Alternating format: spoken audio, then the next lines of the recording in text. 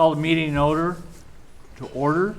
Attendance, our only missing board member is Wally Lehrman, and he'd notified us a good week ago about that he wouldn't be able to make it. He's out of town.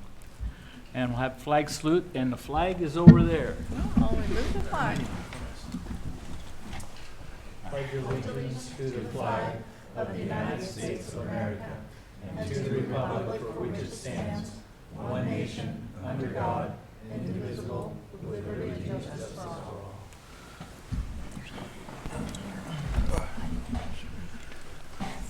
Okay, we'll now move into executive session under ORS 192.660, subsection 2, subsection E, to conduct deliberations with persons designated by the governing body to negotiate real estate transactions, and 192.660, subsection 2, paragraph D, to conduct deliberations with persons designated by the governing body to carry on labor negotiations.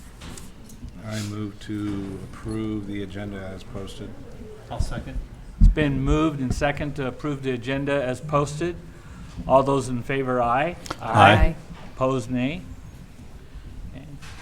I entertain a motion on a consent agenda. I move to approve the consent agenda. Second. It's been moved and second to approve the consent agenda. All those in favor, aye. Aye. Opposed, nay. Mr. Chairman, who seconded? Shauna. Shauna. And then next up is we have Kashana Knowles' resignation. And Kashana, I will let you announce that and say. Thank you, Chair. My resignation will be effective June 30th. There was an amazing opportunity that I was not looking for that came up to be the principal of Bethany, and when it came up, I had to take a shot, and I was chosen. I do look forward to continuing to work closely with the board and on our common goal of graduating exceptional Foxes. So, again, not something planned, but I am going to continue to support everybody, and this has been a great experience. So, thank you. Yeah. We're going to miss you, Cass. You were a great addition to the board. Well, I'm But I still guess gonna- we'll still see you around. You've made an impact already on the board your short time. Thank And I you. look forward to working with you longer on the board, but I also look forward to working with you as a representative of Bethany. So Thank they're you. in good hands. They're Well, very good hands. yes. I did enjoy working with you. I'm a little annoyed that we're going to have to go through that process again. Fair enough. Fair enough. I thought I'd never have to do that again, and yet there I go. But good luck. Thank you. Okay, and could I have our student representatives? And we've got two sections of kids tonight. We've got our representatives that read the update, and then we're going to have a winter sports update. Oh, after they're okay, done. great. Yeah, we get double duty tonight. Okay.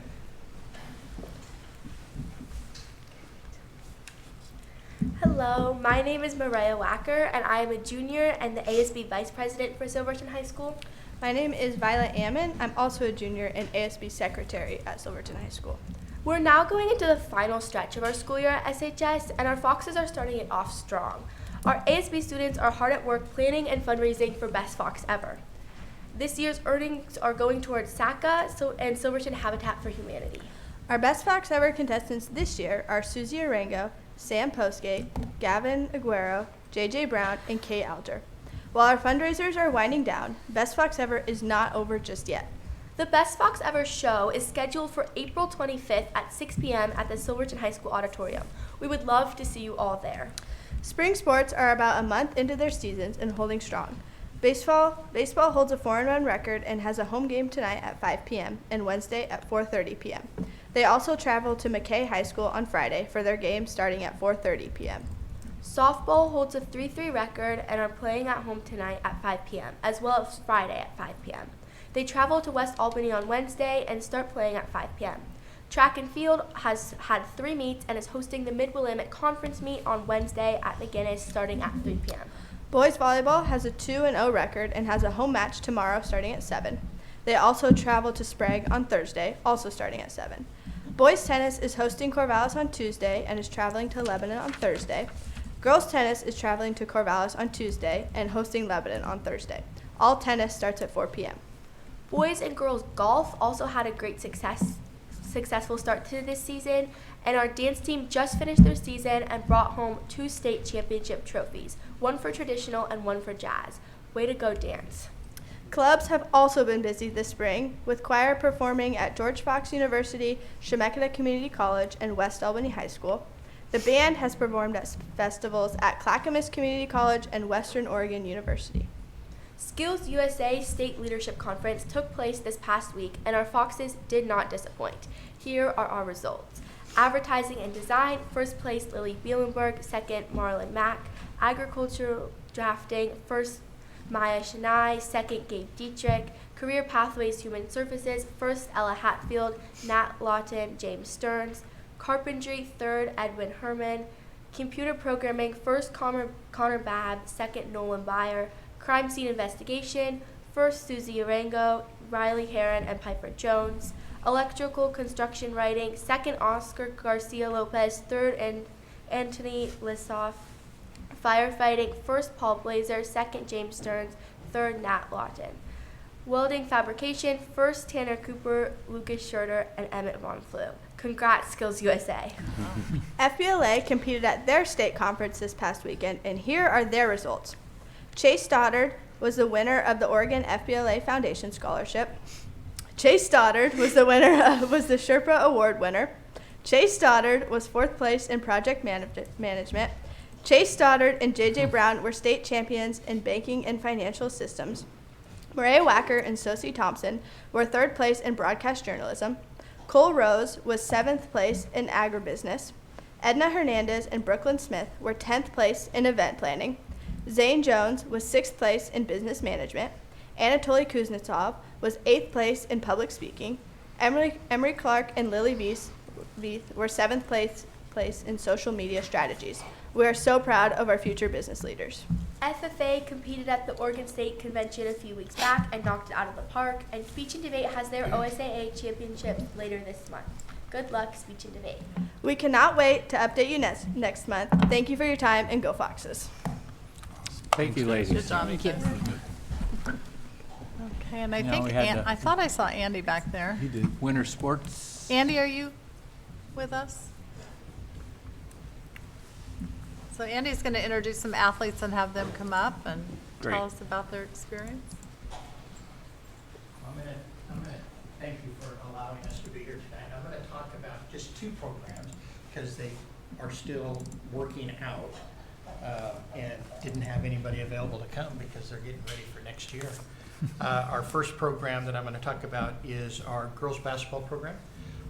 This was the 12th year in a row for them that they've qualified for the final 8 at the state tournament, even though they if you want to ask them, they always are going to want to play for the state championship, and when they don't get to do that, they get a little disappointed, but it is a great accomplishment for what they've accomplished over the last 12 years. A couple of all-state players, multiple all-league players. The one that, the other group that's not here that I really wish was here because they're the ones that deserve all the accolades is our dance team. First time in our school history where we've had a team win 2 state championships in one event. And looking back at some of the archives and records, it has not happened very often. It's probably maybe 3 different schools have won 2 championships at one OSAA state event. So our dancers, if you've ever been to a dance event, how they announce the winners is they start with 4th place, 3rd place, 2nd place, and then when they get down to the state champion, they play the music of the state champion. So you'll see all these teams, beating their hands on the ground and just waiting and waiting and waiting. And of course, when the music comes on, then they automatically know who is the winner. And it was pretty cool to watch that happen twice. And our kids were very, very excited, and it was a really fun thing to watch. And they work extremely hard. So they had a couple all-state, Brooklyn Yates, Abby Brown, and Annabelle Bruckner were all-state dancers. And also during the course of the season, Brooklyn Yates was OSA Athlete of the Week. So they had a very good winter. We have some people here that are going to talk about their individual programs. So we're going to have our cheerleaders come up first, and that's Gabby Peterson and Macy Cox. And then as the other ones come up, I will introduce them real quick, and I know they're very nervous. Don't be, we don't bite.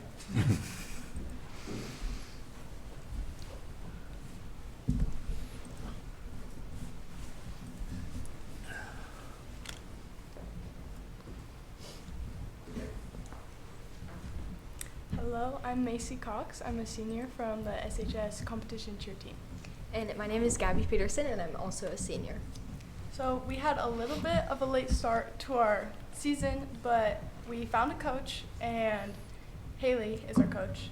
She started off the season so amazing. We started in late November, so we had maybe 2 months maximum to create our routine and get it like solid. And Haley helped us do that. She did such an amazing job, and she's the sweetest. We just had such an amazing season with her, and we're excited to see how she does in the future. And then overall, we attended 4 competitions, and at our last one, we placed 5th. And then also, we ended out the season with getting academic all-state. We placed 5th also for that, I think. Very good. Well, academic all-state means everyone on the team had a GPA above a 3.5. Wow. And Impressive. That's great. And that's still what's most important, right? yes. Student athletes, Yes. right? Student is first. Yes. Yeah. And overall, our season was amazing, and we cannot wait to see what Haley brings to our program. Thank you. Congratulations. Thank you. Congratulations on a good season. Thank you. Okay, Brody Hollis is here for swim.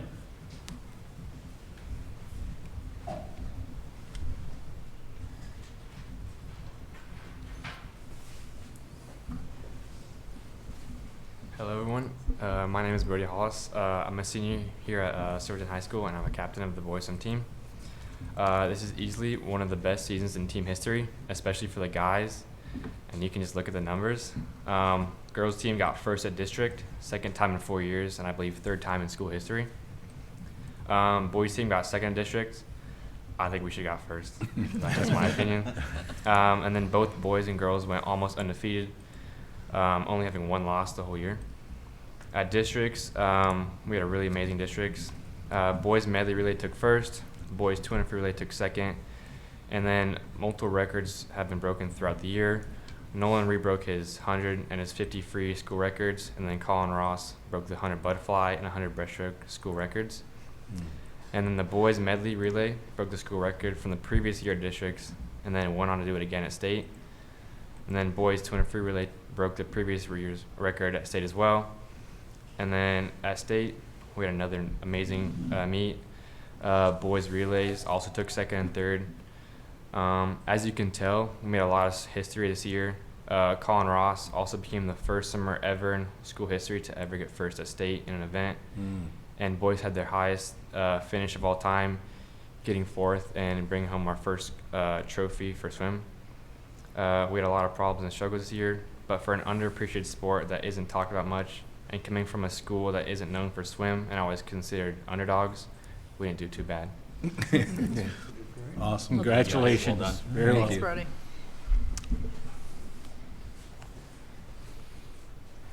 think you have a wrestler back there too, Andy. Yeah. Sophie Baldridge and Ryder Oh, you Vanderway do? for Oh, that's- wrestling.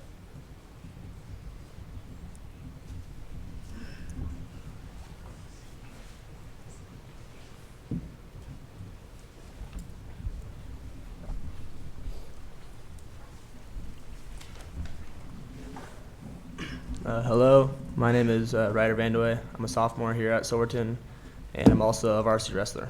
Hi, my name is Sophie Baldridge. I'm also here from Silverton, and I am also a varsity wrestler. This year we were coached by Jared Wilson, who's our head coach. We want to give big thanks to him. He's a very good coach. He's very experienced. Helped us persevere throughout the season, and just gives us lots of opportunities to wrestle as well. Takes us lots of tournaments. We went to camps this summer to get team bonding and just lots of matches in, because a lot of times like experience is what can help you get better. So we just big thanks to him and all the things he does for us. Yeah, big thanks to Coach Wilson and our other coaches like Coach Jesse Davis, Coach Strader, and Matthew Gunther, who was the previous wrestler and came back to help us this year. The girls team had a lot of success this year. We were definitely low on numbers, but it's only been an official sport for the past few years, and we're still working to recruit and all that. But we had 2 girls go to state. I was our state placer, and we just had a really well-rounded season. Yeah, same with the boys team. A lot of our boys wrestlers specifically are younger and underclassmen. We had a few seniors this year, but yeah, it was a pretty good season. We had lots of placers, districts, and then we had 8 people go to state, which is a pretty high number, 15 district placers. We had 3 state or district finalists. I was district champion. We had 2 boys state placers and also girls state placer. So overall, as a season, it was pretty successful, especially with the younger team and just a lot of inexperienced wrestlers, and also the team bonding was really great, and the experience that we got to go as a team just brings us together. And as the years go on and we get older and more experience, it's gonna be a good future for Silverton wrestling. Awesome. Yeah, the great thing about a younger team is it'll be an older one next year. Well, thank you. See you, football writer. Thank you. Hey, Sam Haugen for boys basketball. Sam is also one of our boys volleyball players. Oh, yeah, that's a lot of fun. So he was available.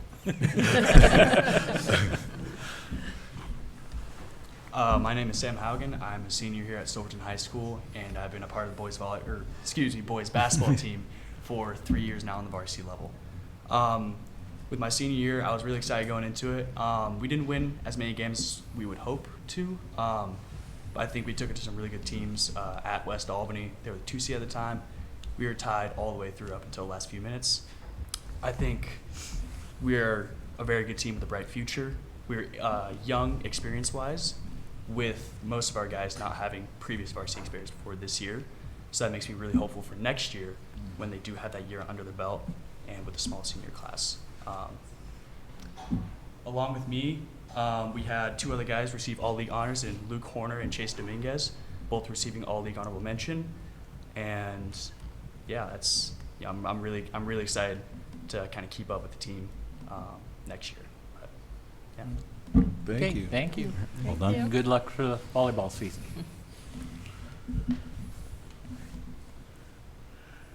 Okay, Okay, thank you, Mr. Jones. Thank you. Silver Falls Education Association.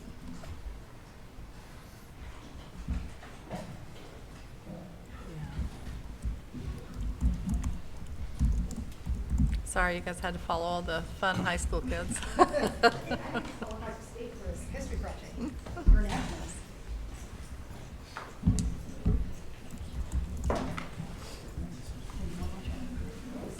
Yeah, it is. We've got a whole Dang. crowd tonight. Show of force. We appreciate the warm welcome given to Carrie Brown last month, so we wanted to keep with having the board here directly from Silver Falls educators. So tonight we have Laura Holloway from Mark Twain, who's going to share what it's like being a learning resource specialist and one of our special ed programs. Hi everyone. As you heard, I'm from Mark Twain Elementary School, and this is my first year in the school district. Previously, I have been a special education teacher for 3 years. Before that, I was general education and have actually been in public education for almost 13 years now. Silver Falls has some amazing things that staff do together, and we have some amazing staff that are truly committed to the school district. We have continued growth supports for all of our students within the buildings. And on more than one occasion, I have seen staff going out of their way for students above and beyond. I have been involved in teams where we directly go to students' houses to provide resources and to check in on students and families. I have seen staff drop everything, miss their lunches to support students' behaviors, and collectively wrap around the students' needs that we're currently seeing. I've even seen staff support each other when teachers are getting so burnt out and needing the additional support from other teachers and building admin. Previously, you have heard from a general education teacher about how hard this school year has been. The immense struggle for the staff members is becoming insurmountable, which is directly impacting the extreme burnout that we're seeing with educators.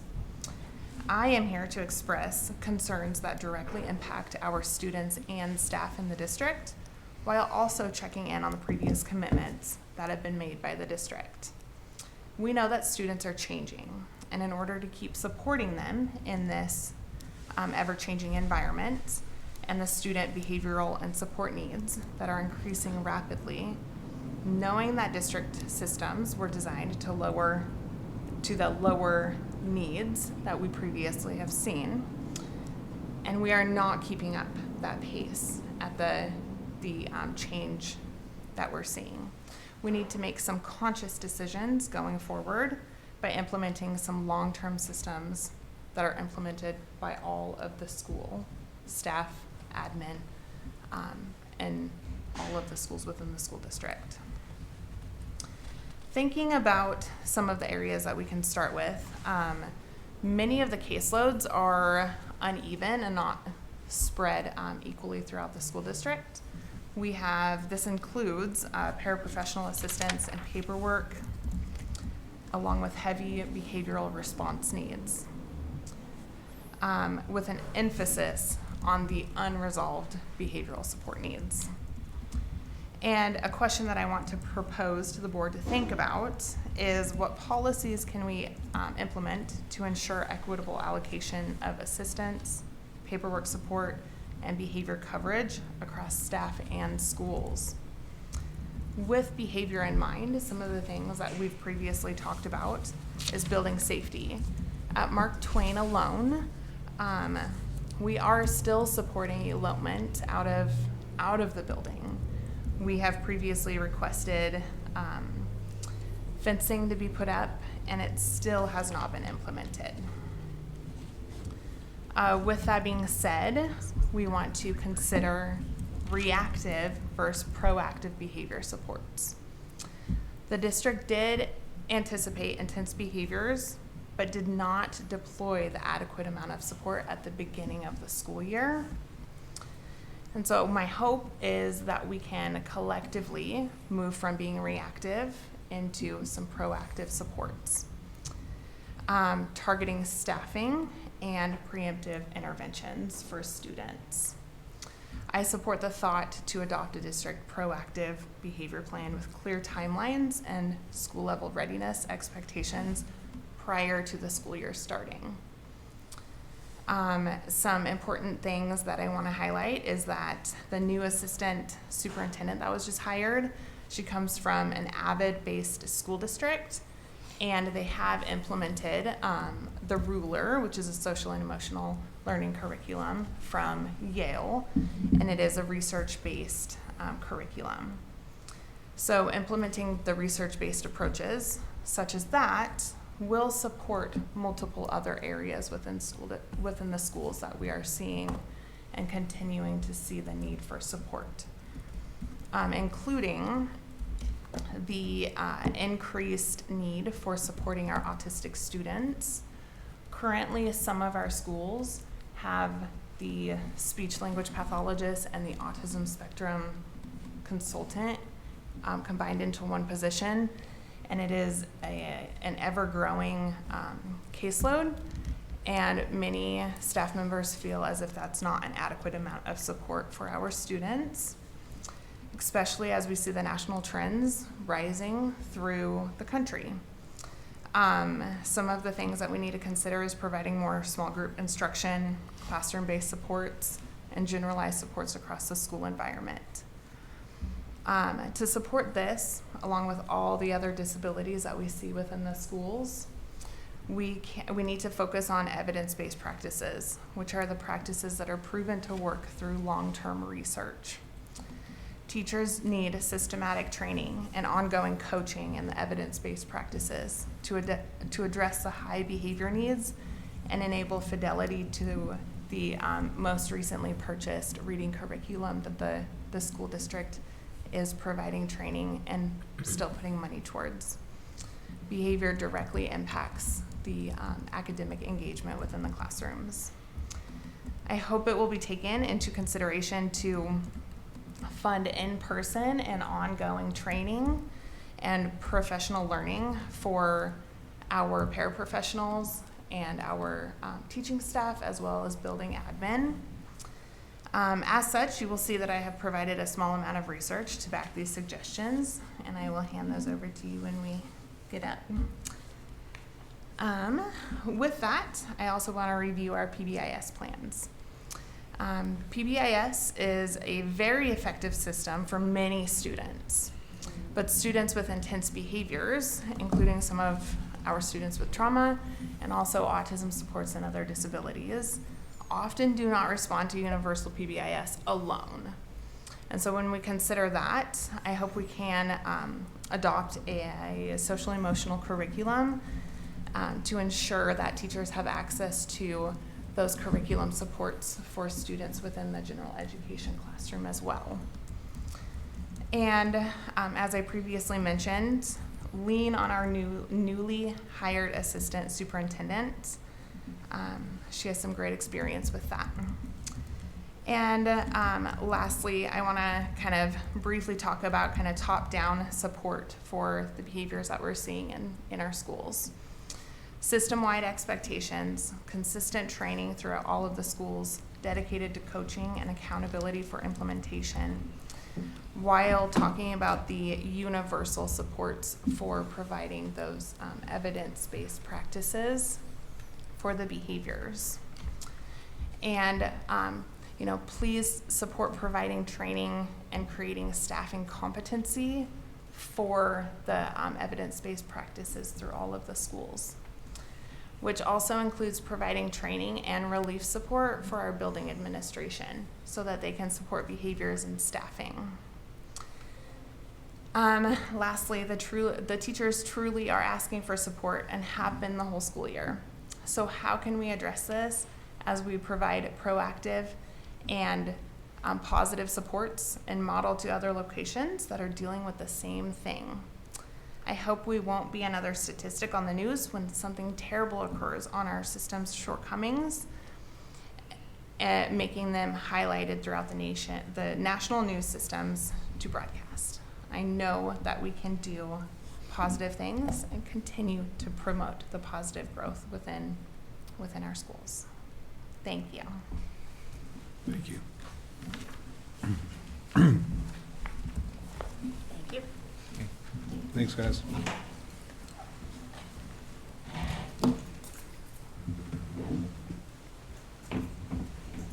Thank you. Okay, do we have anyone present for public comment? Do we have anyone online for public comment? Public comment. There's not enough. Debbie, do we have anyone online?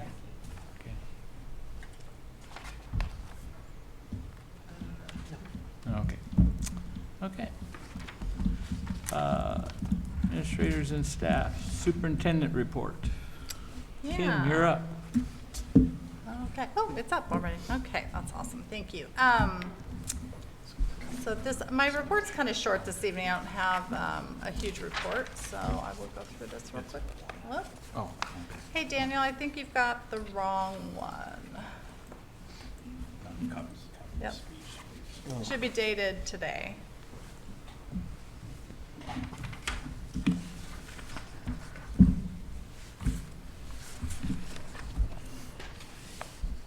Okay, let's try this again. There we go. Thank you, Daniel. So, quick agenda today. We're going to go through, it was Assistant Principals Week last week, so that was pretty fun. I'm going to talk about Senate Bill 141 real quick, and I'm going to introduce you to our new Assistant Superintendent, Vicki Story. So, Assistant Principals Week last week, we have 3 very capable and lovely folks that help buildings mostly just the high school. They work in the high school every day and, help with students and help staff, and they're just really amazing people that have really turned this building into a really wonderful place to be with their principal, Kirsten Jorgensen. And so just highlighting their work and saying thank you last week. So they do a tremendous job for us, and we're really thankful to have those people in those positions. And then SB 141, this is the new accountability measures from the state. And so on the left are some deadlines and some links for you. So the actual Senate bill information is there at the top. And these are live links in your PowerPoint, so you could use those if you want to look at this further. Districts and charter schools have to notify, that should say ODE, by April 30th what interim assessment they plan to use. So we reached out to Bethany and Community Roots and said, hey, we have this available, we're going to use STAR, so they can access those if they want to. And so they have to fill a form out with ODE. And then district impacts, so this requires districts to have an interim assessment, and they're required for, not K-12, it's K-11 actually, so 11th graders take OSAS, sorry about that. And kindergarten kids even have to take an interim assessment 3 times a year. And we're using STAR Early Literacy for that. And we're required to report those results to the board. And those are done 3 times a year, so a fall, winter, and spring. And ODE approved 4 products for this, STAR, MAPS, and iReady. And then SBAC was the Cambium version. I'm not sure what that looks like, but we didn't explore it much because we're using STAR. So this is part of their new accountability process. They implemented these things so that we would have higher accountability to the legislature. And they are going to give us some new goals. And this is very preliminary information. We do not have everything around this yet, but on the left column you see current statewide statistics for everything from K-2 attendance clear down to a 5-year graduation rate. And then you can see what their proposed goals are for 29-30. And so they'd like K-2 attendance at 82%, K-12 at 78.3%. Third grade language arts scores, they would like to see it 52.6. There's a couple of these areas where we're already meeting or we're close. So on the language arts score, we're not far off of that. Our K-5 score is that high, but our third grade's a tiny bit lower than that. 9th grade on track, we meet that statistic already. 4-year grad rate, we're just a couple of points under that. We're at like 90 and some change. And then our 5th year grad rate is actually higher than that. So some of these we already meet, which is probably a testament to our amazing staff and the work they do in buildings every day. Questions? So it doesn't really have a huge impact on teachers, students, us compared to what we do, except a little extra assessments, or is that a big impact? It does have an impact. So if you're not making adequate progress towards those goals, the state can step in and take over. Oh, no, I understand that part. Okay. I'm talking about workload-wise. I think workload-wise, I think there's some issues with this as far as instructional minutes in elementary. I think having the 8th grade math score be at 52% is going to require some really serious effort. And we don't really have additional instructional minutes to devote to a subject. We spend a lot of time on math already, but to get to that level is going to be some pretty serious concerted effort. So yeah, I think it does have some implications across the state for staffing levels. As Laura Holloway just mentioned, we have, we don't have an instructional coach. We don't have people that push in like that in some of those respects. We don't have a full-time director of teaching and learning. We don't have a full-time communications person. So there are things across the district that are deficient because of our budget situation that we had previously. And so, you know, finding ways to cover those needs in buildings is difficult when you're compromised budget-wise. And districts across the state are compromised. I have a question. I think I know the Yes. answer. With these proposed goals, did they outline like a roadmap or strategy for achieving them? They are coming out with some of those supports. I did put a link, Derek, to Okay. their page, so you can go on there and look at it. In true ODE fashion, a lot of their stuff is very intense, and you got to kind of dig through it to Okay. find. So I need a little more time to dig through it, maybe send you, you know, what would be most helpful to you. But yeah, there is a huge website. Yeah, I'll take it. Yeah. Is, this assessment, how often does it happen during the year? It's 3 times a year, which we already do that 3 times a year. We already give. So it's not adding additional test days? No, that part doesn't really add a lot to us. I mean, it adds a little bit in grades K through 2 because they didn't do the STAR assessment previously, but STAR assessment's pretty quick. Okay. It's not, you know, it's not super lengthy, so it does add a bit, but You see where I'm going with that? I'm thinking, yeah. when we add more assessments, and that takes away it from instruction time, so it's kind of Yeah. a vicious circle. And of course, SB 141 didn't come with any increase in funding, right? No, another unfunded mandate. The one place they did add a little bit of funding was for districts that didn't have any testing in place already. So if you were a district that wasn't doing any type of interim assessments, then they're adding $10 million to help districts pay for adding assessments. In the first year, I don't know what happens after that, but there were, you know, several districts that didn't have anything in place. And then there are districts that have, you know, products in place that aren't on the approved list. So FastBridge and some of those other products that they're no longer able to use, which is unfortunate. So, Okay. and then good news. So Vicki Story is going to come to the district on May 1st and begin helping in the district office, and we're super excited to have her on board. She has a wealth of experience. She has a long history as an educator, and she's been a building principal, and she's worked at the district office, and she has a lot of experience with teaching and learning and behavior systems, and she's got a lot of really good, high energy, and we are really excited about having her in the district office. So when you see her, welcome her to the district, and we're really lucky to have her on board, and we're super excited for her to get started. Where is she coming from? She's coming from Staten, North Santiam. Yeah. Yeah, so she's not far from us. Yeah. Any other questions?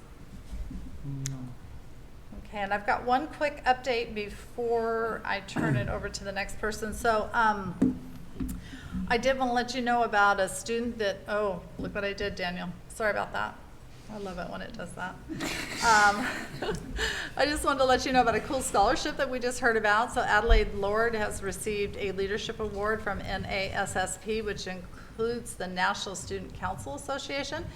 And this was a scholarship award she applied for because we are members of that organization. And she's one of 10 students across the United States that won and received a $10,000 scholarship and an all-expense-paid trip for both her and her leadership teacher to the conference that's in Washington, D.C.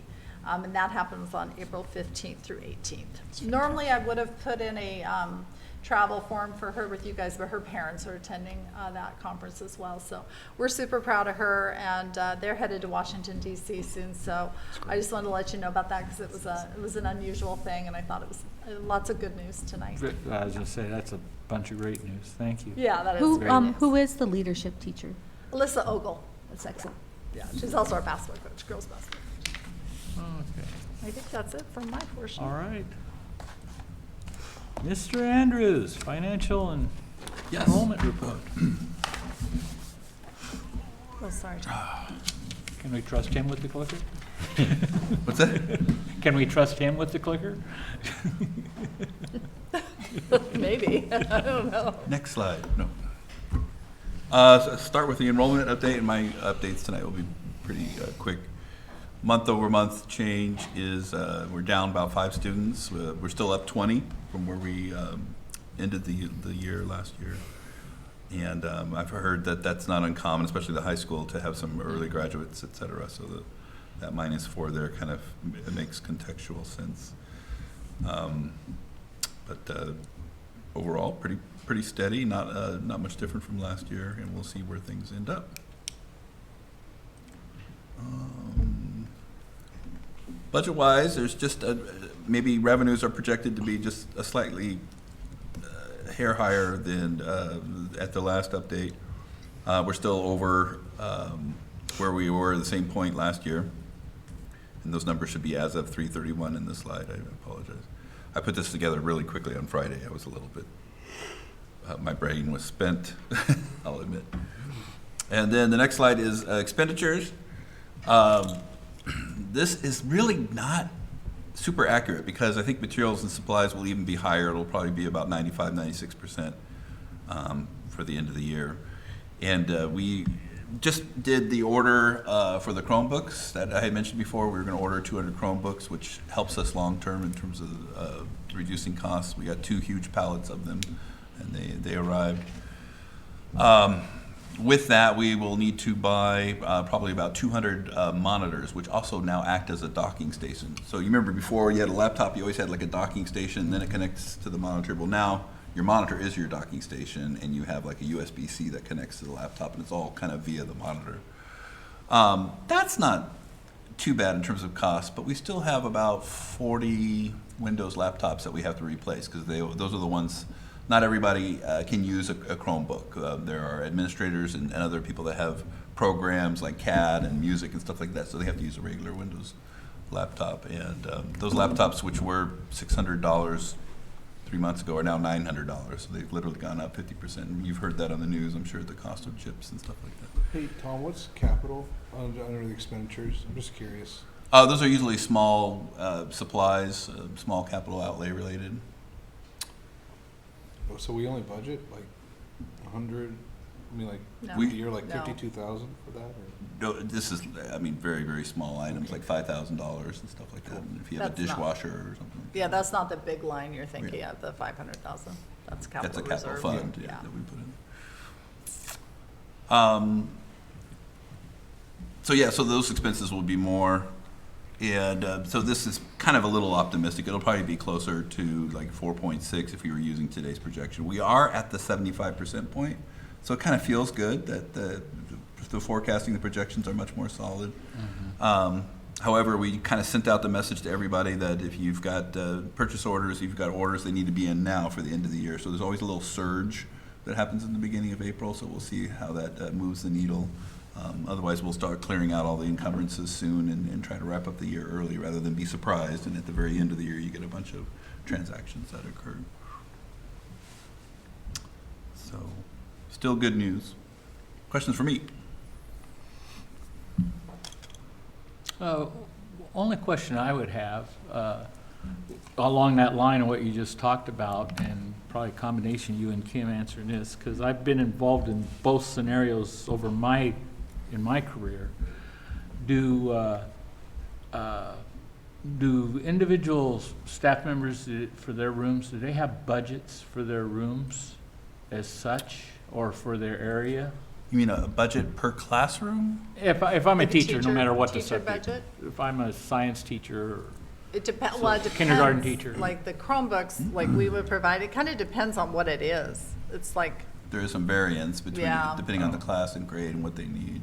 and Oh, some teachers get PTC donations, and so there's a wide variety of how those things come in. Oh, okay. Teachers get, like if they change classrooms, they get, there's certain stipends that come in if they change, it just depends on what's happening. And there are some differences school to school, so that each school has a discretionary budget Yeah. that they can kind of control. Right. They want to spend more. how they divide it up within their building. Exactly. Okay. No. Anyone else? Over all of it, I was just looking at expenditures. I had a question for you, Tom. Sure. The alternative education, just wonder like what the jump was from budget to where we're at, 1280.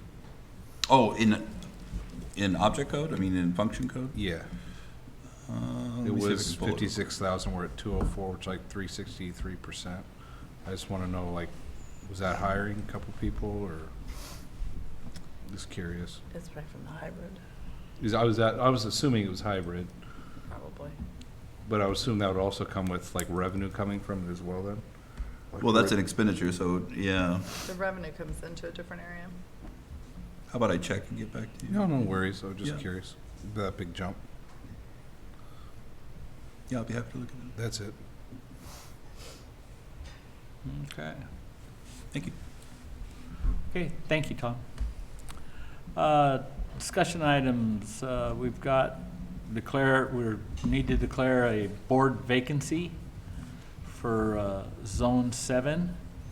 And that'd probably be a good time to talk about how we want to handle that. One thing I was looking at was probably with Kashana's resignation is effective June 30th.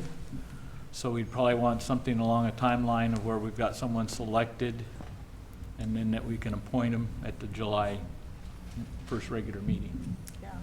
And so we could select them at like the June workshop, but then we'd appoint them technically. So we're in agreement, we're not gonna run a special election, then we're gonna do No. it like last time? I would not. I wouldn't vote for it either, I'm just letting you Yeah, know. no, Like, I yeah, don't no. wanna spend them. You wouldn't have time to be able to get it on the docket for the May, for Right. the May voting, and then you would Right. want somebody in place before November. And what time frame do we think would be appropriate to have it open from a posting to closing? What's the legal? There really is none. It's up to us. I mean, as soon as we can. I think guess. last time we did 3 weeks, I think it was. Something like that, yeah. Yeah.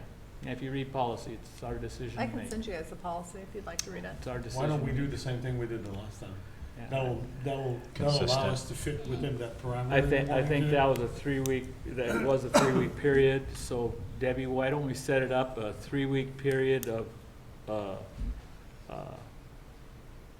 get in applications in, and then we'll, interview at the June workshop. So, does that seem okay with everybody? Yeah, it seems reasonable. Figure out our posting date, open for 30, close, and then. Yeah. Yeah. Okay. Okay. School calendar. Kim, assume you're heading that up? Yes.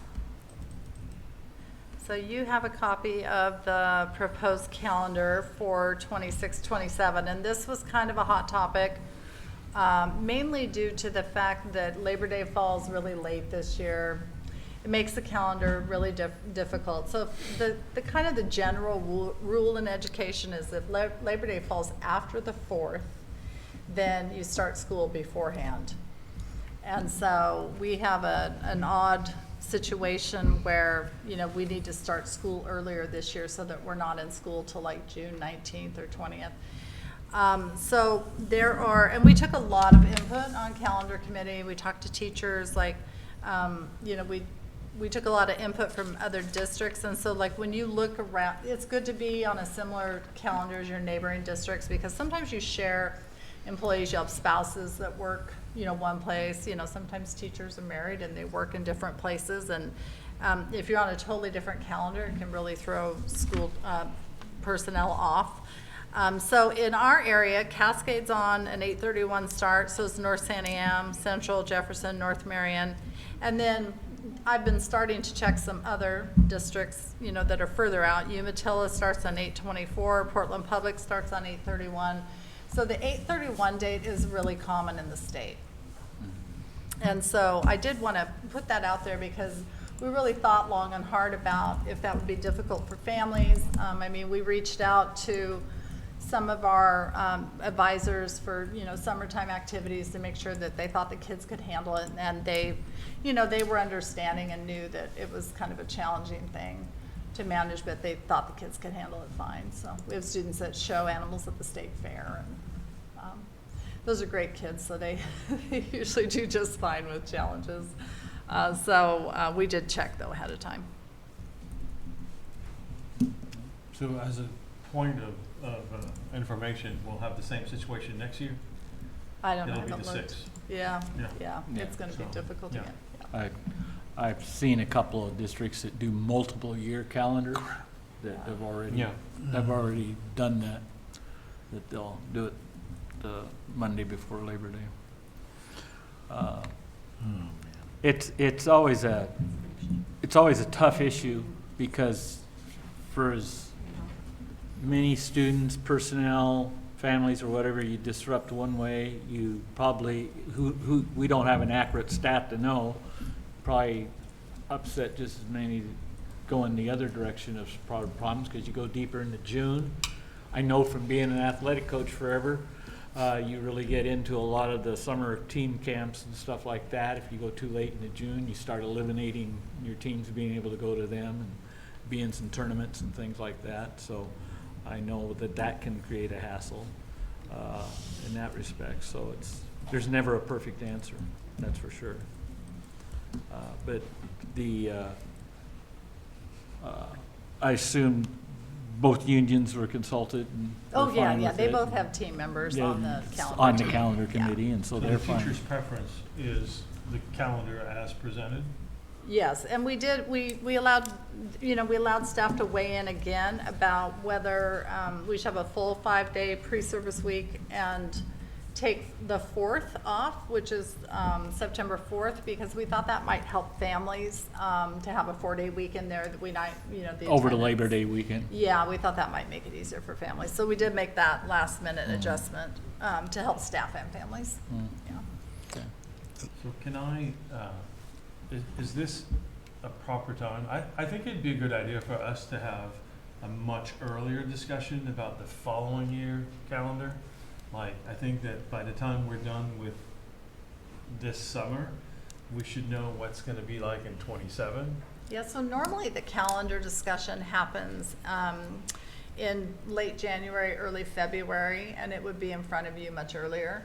But with Tony's departure, that is an Yeah. assistant HR But I mean, superintendent like, task. even like you said, like some school district go a year ahead. And I think for some families, if they are planning big vacation, it's kind of nice to know when you can take, because you got to take into consideration a lot of fall sports and this and that, Yeah. there's dead week. It becomes like a calculus, complex problem of trying to figure out when you can take a vacation with all the different kids Yeah. and so on.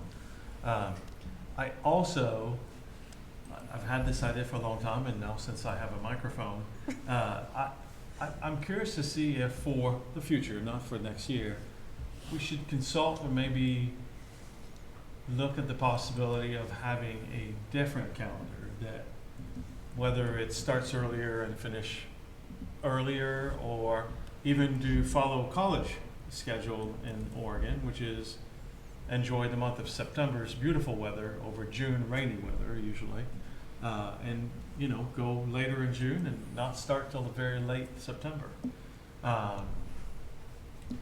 Obviously, that's has a lot of implication and complex and would require probably parent input and so on.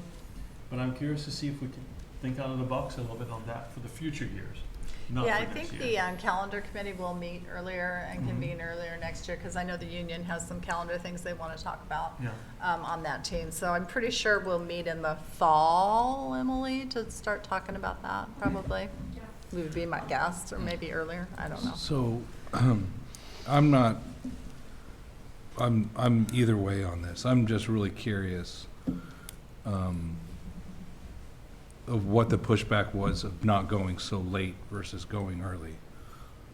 And I mean, I see both sides. I don't understand it.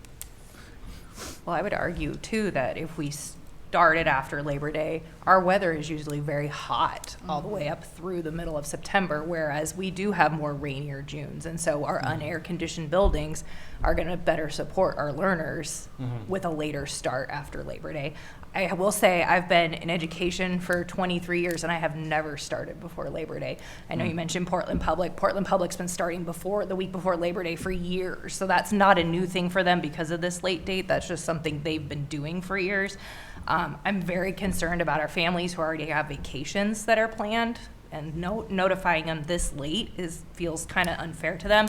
Also, our fair kids who might be showing at the fair that last week of August, early September, you know, to have them. I think our attendance will be horrible that week. And We I did really- check, we did check on the parakeets. Yeah, but I'm, you know, we have lofty attendance goals now for Senate Bill 141. So how is this going to affect our attendance rate? Because families are already on vacation, so.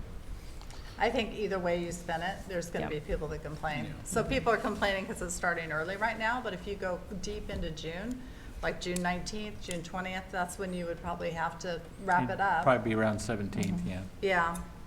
No, well, Dandy's starting after Labor Day, and she said because of construction, not because Yeah. she wanted to. No, but I still want to know, like, why this staff, why was the push to start early, not late? I still don't understand, like, what the reasoning was. I mean, on the calendar committee, I looked at the Russian calendar. I was looking at other things, like, what was the decision? I mean, because I don't want to be disrespectful of the work that's already been done, but I don't have really a good reason to do it. Matt Angel's doing the same thing tonight. They're also behind. They haven't given their calendar, and I just looked, they're on their agenda. They're doing this tonight like we are. I would say probably 80% of districts in the state are on this start date. I checked 10 already. We I was did a 9 for we did 10. a check-in with our cohort, WSD cohort, like a month or so ago, and I don't have every district's calendar, but when we did a whip around, I think everybody in the WSD area is starting before. It's really hard if you are off sync with the calendar with everyone else. So. Yeah, that was, for those of Those you that spring are break old off. enough to know, we used to have a calendar that everybody kind of did their own thing. And then it started getting asked to, they started at the ESD level to start pushing through to people, get a little more congregated, because for one, you share staff with ESDs. I don't know how much of that goes on anymore. Yeah, we do. But shared staff with ESD, it creates problems there.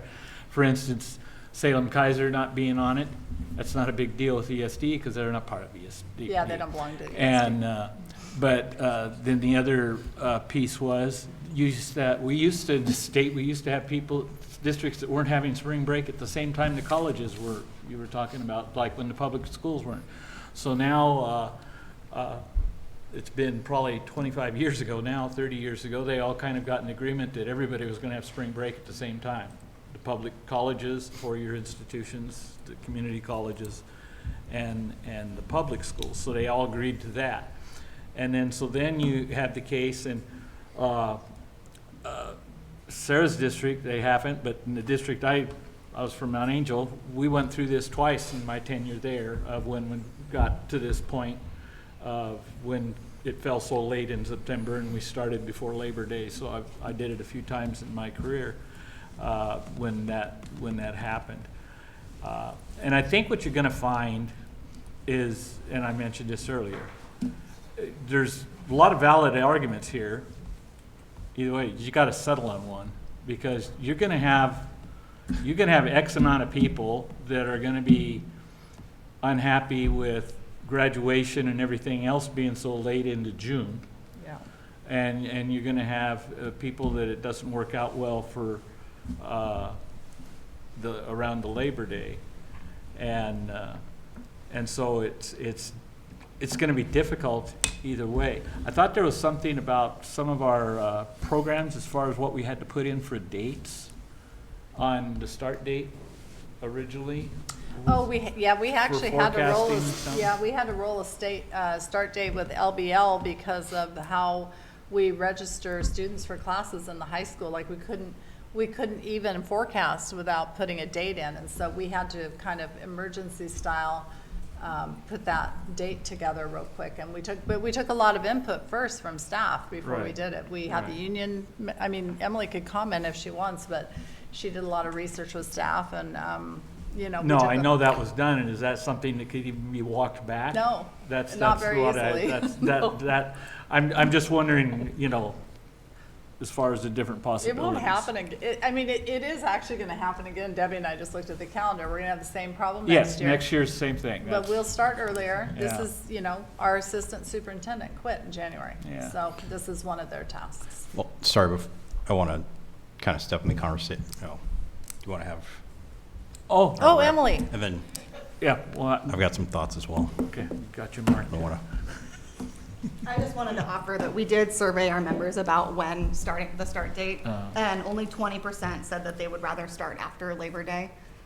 So we had 101 people respond in our emergency Which is a turnaround lot. there, Yeah. and we had 73 say before Labor Day, and 8 said I didn't care. So, and part of it is because, well, it's uncommon to start after Labor Day. Juneteenth has not been a federal holiday before, and it's observed on that Friday this time. So our last day wouldn't be until the 21st on that following Monday. So we'd have a 3-day weekend, and then we'd have to come back to work for 1 day. I'd love to see the And then attendance have on summer. that day. Yeah. I would not love to see So it. that was part of the factor too. You dug that deeper than hasn't- I had. Yeah. I looked at it was gonna be pushing Father's Day for. Yeah. For. And it So- throws the semester off too, it so was- like we Yeah. would have had, the semester would have been way further forward, would have had to adjust that, there's a bunch of different things. Yeah. Yeah. So that was part of the, yes, I mean, my classes still hit 104 degrees inside in June, so Yeah. it's gonna be hot either way. Yeah, well, none of us are forecasting. You guys are used to starting before Labor Day anyway, though, so staff development days, right? Yeah. Right. So Yeah, it's we not do. really that much of a change for you guys. It's a week. We're a week earlier than early, but, so this summer's shorter, pushes but next everything. summer will be longer. So it all kind of evens out in You'll the end. catch up actually in 2 years. Yeah. Yeah, next summer would be really short if you went after we went this- early. Yeah. Yeah, you Would be end like up, 2 weeks yeah, different. with a So- long and a short summer eventually. So I would strongly Okay. encourage that we try to Okay. push the calendar for 27, 28 as early as we can Okay. to avoid the situation with families. We would be left with just a state fair. That way, if we tell families ahead of time, at least close to a year ahead, then they have the time to plan their vacation. I've never done it before the first of the year, Okay, ever. Derek, you had It's a January, February thing, always, so I don't know how far back you wanna push it. Yeah. I guess we Yeah. could do 27, 28 right now. I mean, technically, it's just looking at the dates and saying, hey, this is when we're gonna start. Okay. So I'm Derek, gonna you had a jump in. comment. I've gotten a lot of feedback, like negative feedback from the community about specifically starting before, and I just, for the sake of argument, I think we've danced around it. If we push it back until after Labor Day, it's gonna push us into the summer, correct? Yes, So we'd be deep into the third week Third week of June. Yep. Okay. Yes. And then as a compromise, it looks like, or not a compromise, but as a, trying to make the absentee rate potentially not as high, you added the 4th as a non-student day. yes, correct, Okay. non-staff, non-staff. Is there any middle ground? My understanding is obviously State Fair and our FFA program will probably participating up through the 31st. I know it goes the next weekend. Is there any, if we push back and start on the 1st or the 2nd, are we still pushing deep into that next week? Until that last week of June. Well, I don't know how much, I mean, you have a soft start with freshmen on one day, so that doesn't impact any upperclassmen. So, I mean, it's probably 1 day you're talking about. Okay. It's probably negligible, really. And those first days are just curriculum days anyways. Like, they're handing out Well, they're- syllabuses. Yeah. Well, They're I don't setting- want to underestimate the importance of the first day of No, school. I That's know. a significant But I'm day. saying, like, if Yeah. it's a short week because of it, it's not like Yeah. it's, not a ton of learning gets done that those first days anyways. They're getting their hours, they're getting acclimated to school again. A lot of the showing is done by then, of the animals. Yeah, they have certain days, depends on the animal, Yep. So I have all a that. question here. There is not an option B that you guys have thought through, right? Like, because if we say no, if it just so happens there's enough as this, they say no, there's not an option B that is like ready to go, is there? No, there's not. I've never had anybody say no to the calendar. Sorry. I'm not So our sure. hands are I'm kind not of sure how forced. much further I can justify it beyond what I've already told you. Here's the deal. It doesn't matter which way we go, we're gonna irritate people, okay? Mm-hmm. So right now, we have the teachers and the classify seem to agree with this version of the calendar. We're gonna irritate people one way or the other, and it's not like it's anybody's fault that Labor Day is just late this year and next year. And It's so, probably a small amount of people that reached out to you today because the board packet came out. But I put this calendar on Facebook a month ago, at least a month ago. I put it on in March saying, and I told people we were gonna have an August 31st start. So I chimed in on a conversation about that with people. Yeah, I'm and not- Explained why. I'm not So- necessarily concerned about not making people happy. I think as electeds, we're responsible for expressing concerns with the entire committee, and folks have reached out, not just recently, but I've been hearing things for the last couple weeks about this, so I think that has to be part of the conversation.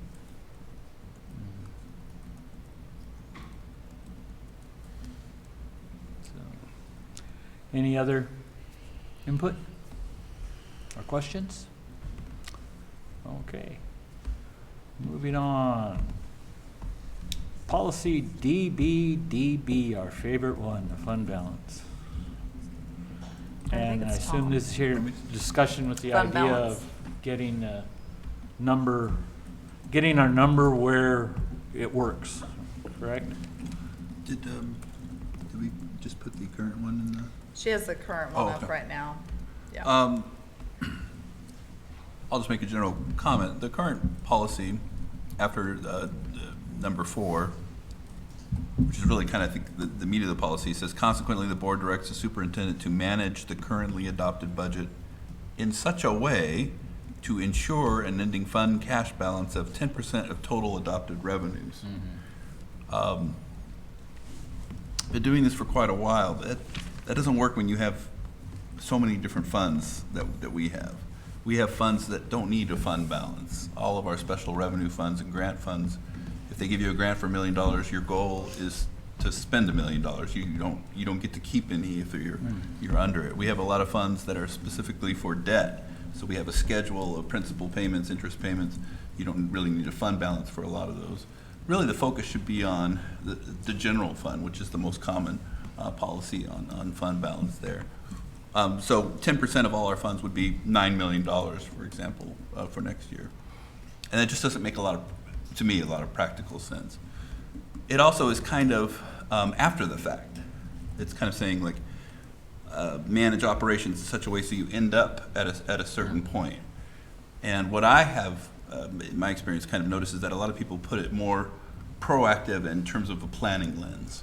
So my suggestion would be the language be the board directs the superintendent to annually budget. So there you've kind of framed that it's a part of the plan. Annually budget the general fund reserves. So there's 2 things in reserves. There's our unappropriated ending fund balance, which we can't spend. And then there's operational contingency, which are for unknowns, but otherwise they're off limits. They're not part of the budget unless the board approves its expenditure. So annually budget general fund reserves at a minimum between 4% and 8%. Remember, OASPO recommends between 3% and 8%. Here I'm thinking at a minimum between 4% and 8%, with no less than 4% for the unappropriated fund balance. That was going to be my comment. Yeah. And that have something kind of different from the contingency. That does several things. That ensures you're budgeting an appropriate amount of money for fund balance that's kind of taken off the table. It frames a minimum. It gives you a range for that minimum because one year might be different than the other. But it's also a very realistic view of how the general fund works. It is your operating fund. It's not meant to be your cash reserves. And we've talked about this a little bit before. You can set up a separate fund for capital or technology reserves or whatever the purpose is, should you need to do that. So that was kind of my suggestion for this policy. I sent you Tom's proposed Yeah, policy. I'm just Yeah. now seeing it, so. That makes a lot more sense. But yeah, I like that way of thinking, and, So again, focus on the general fund, not all funds. Have kind of a minimum range, because one year might be a little bit different than the other, depending on everything that's in that year. Make it part of planning, make it part of the budgeting process, so it's kind of set ahead of time. Not like, kind of do whatever you want, but let's end up at this one point. That's really hard for a school district that has to do 3 months of payroll in the last month of the fiscal year. So it just seems to me very realistic and kind of practical. And we've had a couple conversations that's kind of. well, and we've had conversations because we're out of policy Yeah, on what correct. we're doing. So each year we've had to say, since we've been on here, that we aren't going to meet policy this year. And so, yeah, it's time that we changed it. And I think you've got a much more realistic and doable piece area, and more value, like you said, that you can plan ahead. And it's got the range. And it's what we used for this next budget. So, We used an 8% target, and at least 4% of that was the unappropriated fund balance, and it worked really well, at least for the planning part of creating next year's budget.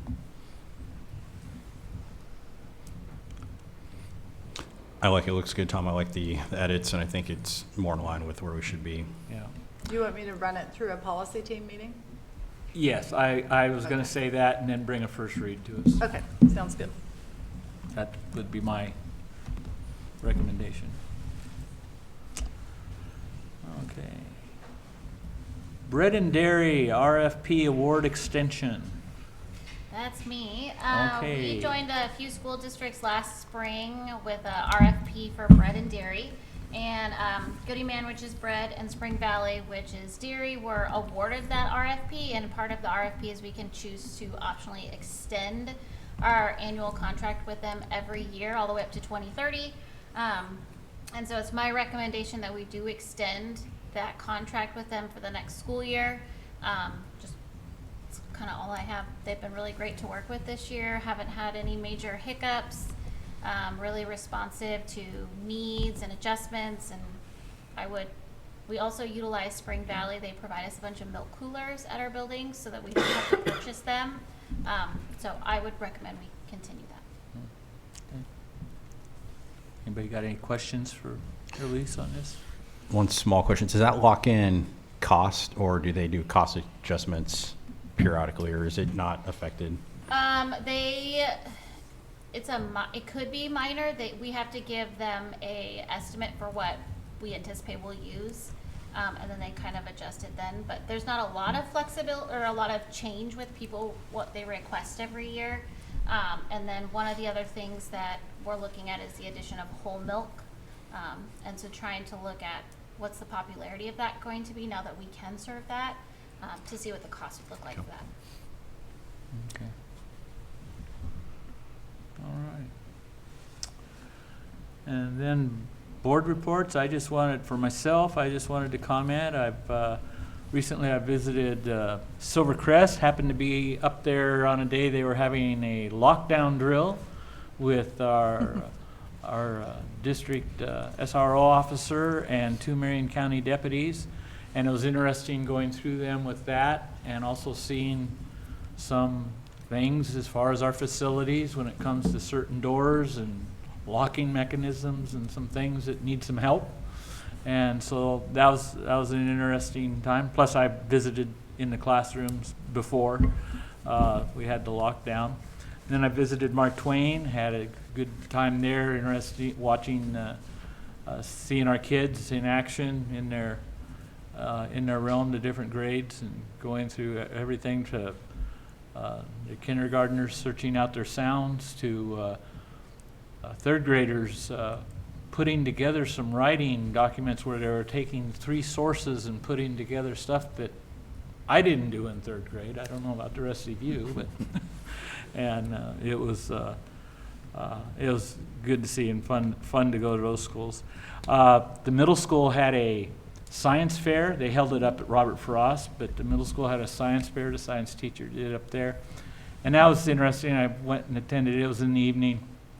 And they have kids in different areas up there at Robert Frost where they have a science project, something they've tried to prove or disprove, and controls. And what they did is they take questions from the audience as far as their experiments. And it's interesting watching those junior high students tackle answering those questions from the adults and everything.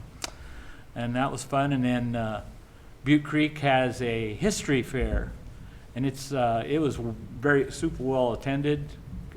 Kevin should have charged parking that night to get in there. This lot's always really full. Would have made good money. And they had, each student had, or teams of students had projects, and you walk up and they would explain them to them. They had all laid out and watching. And I'm a history teacher and did it for 36 years, and I picked up a couple things as I was going through there. I also put a couple of them on their got a couple of them, got them thinking about some things. And what was best fun was there was an unreal amount of students that were doing that they were the sons or daughters of kids I'd taught. So that was fun too. And so, anybody else have any board reports? Yeah, it was the Butte Creek thing. Emily did a great job. I was surprised. There was a Surprised that she did a great job? No, how many people were there?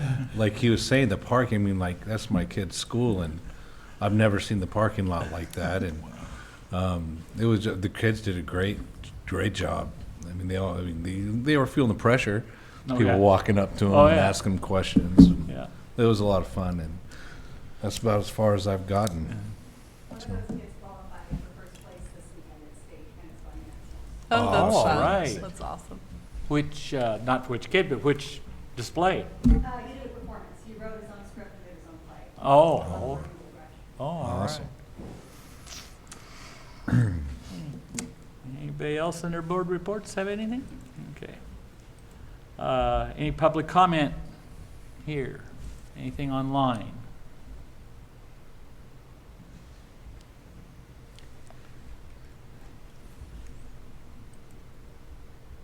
Do you have one? Or don't? No? Okay. Okay, action items. We entertain a motion for approval of the 26-27 school year calendar. I'll make that motion. Is there a second?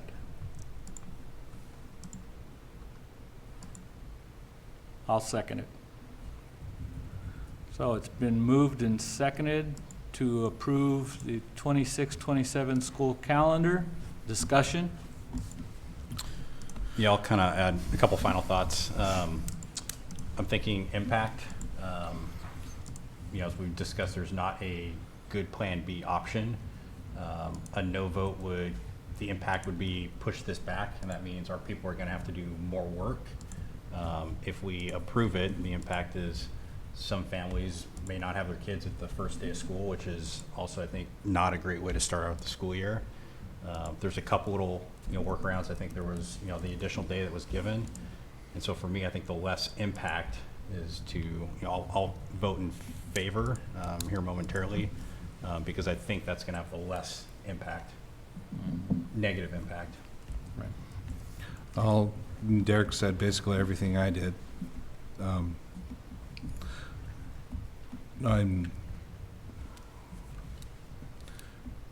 The amount of administrative work that it would to try to even do a workaround in one, Kim, it would not be fair to you guys. I know you guys put a lot, but the amount of stuff that got dumped on you, I'll just say it, dumped on you unexpectedly.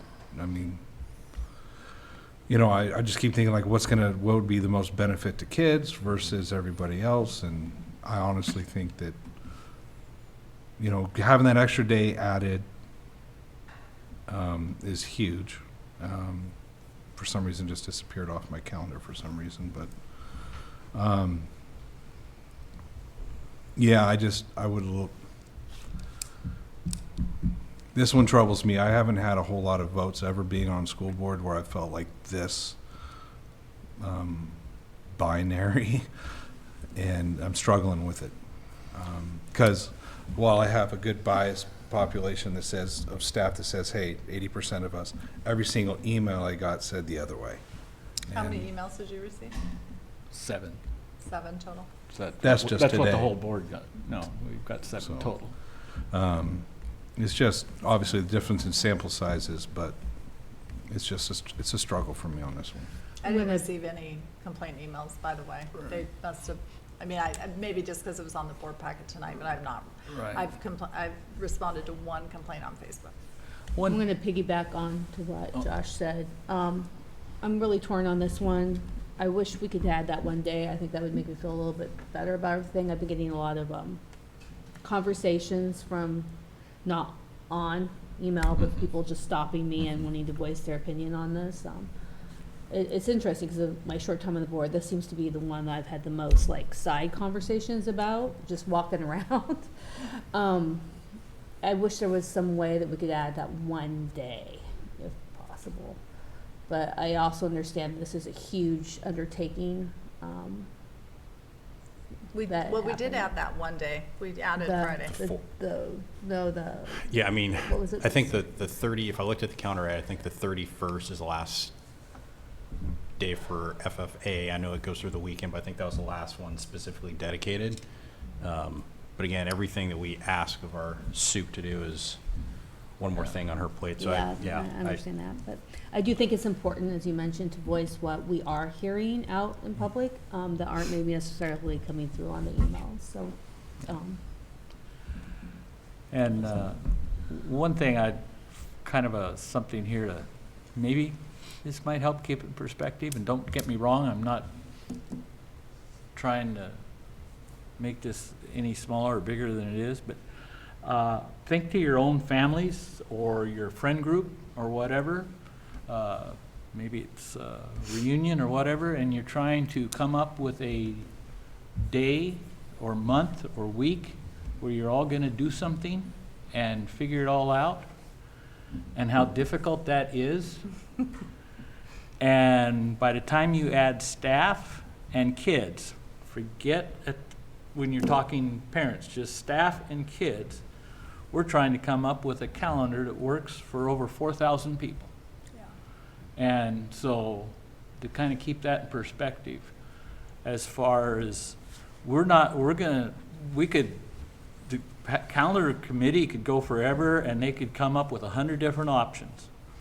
There'd be lots of things right with everyone, and there'd be things wrong with every one of them. And I think we did, as of late, get several emails, and one or more of us have expressed all of the thoughts that were shared in those emails as far as their concerns. So we have done our public duty as far as bringing those to the discussion, and we have. But I also think we need to be a little realistic on how complicated it is to come up with a calendar when you're talking about this many moving parts. And we do have other districts that we work with. We share people, this sort of thing that goes on. And so just keep all that in mind.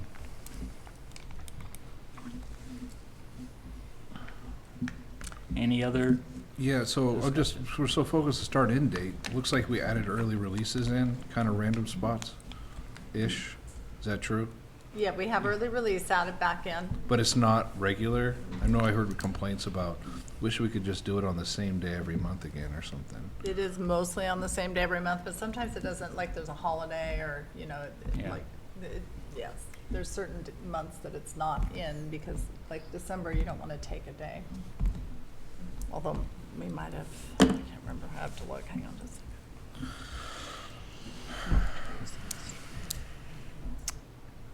second. Any other discussion?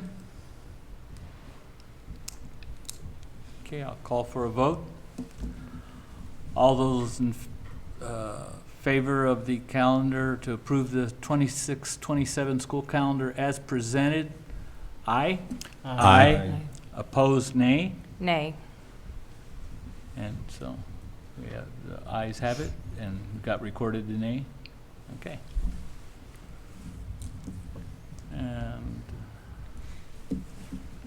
then need a motion on the bread and dairy RFP award extension.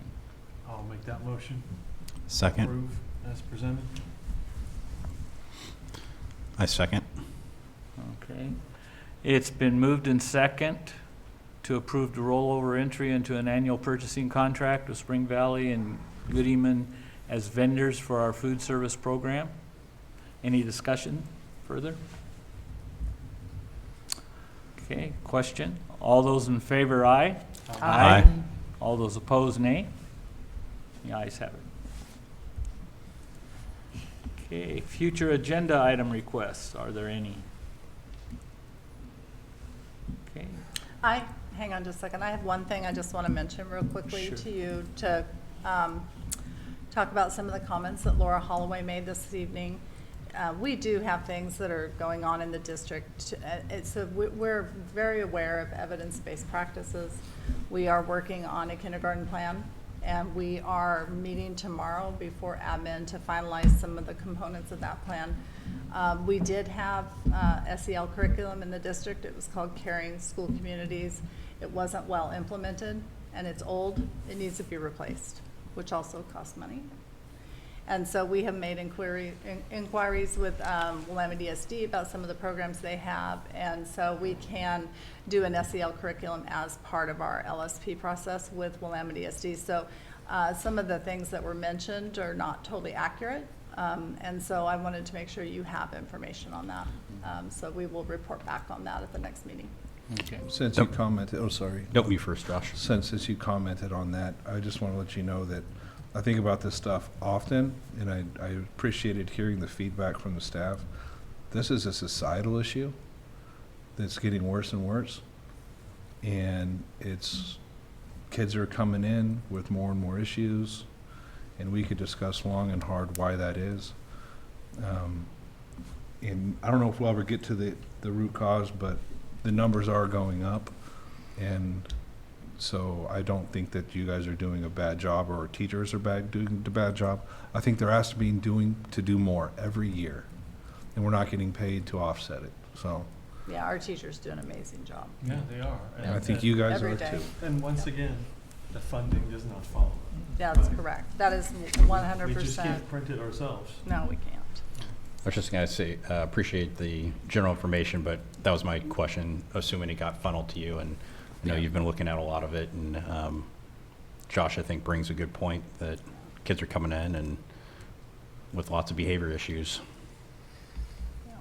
It's, and we can't often solve the beginning why, and we can just keep begging from state as far as understanding, but it is different.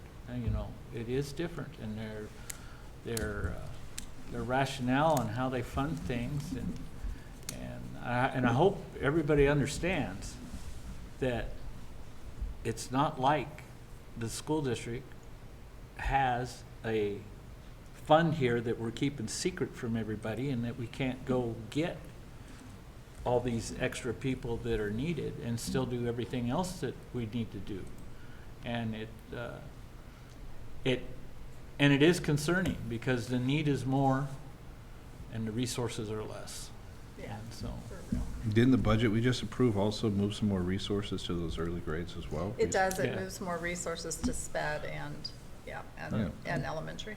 I do have I guess I can ask you later, but I kind of would rather do it publicly.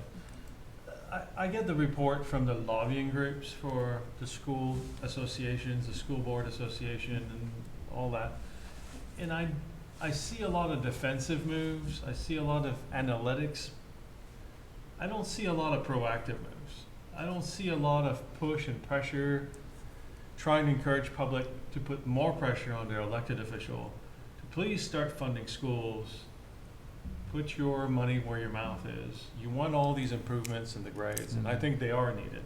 I have to say personally, I found it outrageous that the only goal, that we're at a point where we're excited if we're gonna reach 50% of proficiency in math. Okay? Yeah. I'm sorry, that's just sad. no, it is. Okay? And so but they're not, but that's kinda, I guess I don't think it's necessarily my role, but I'm gonna do it anyway. But like, call your representative, and say, please fund the schools. No, it is our role. Yeah, it is your role. It is our role. Then- Yeah, it is your We- role. Then I Carry know there's on. only, I think there's only 15 people online, and maybe more people will listen afterwards, but please, please. But they do need their cages rattled. Yeah. And, For real. and because they listen to the lobbyists that buy them dinner and stuff instead of the people that are in the trenches getting it done. But, So, I mean, I'm sure we pay our lobbyists too. And maybe they need to be a little more aggressive and more proactive. I don't pay anybody. Wish I could. Taxes. I pay them taxes. Okay, we are adjourned.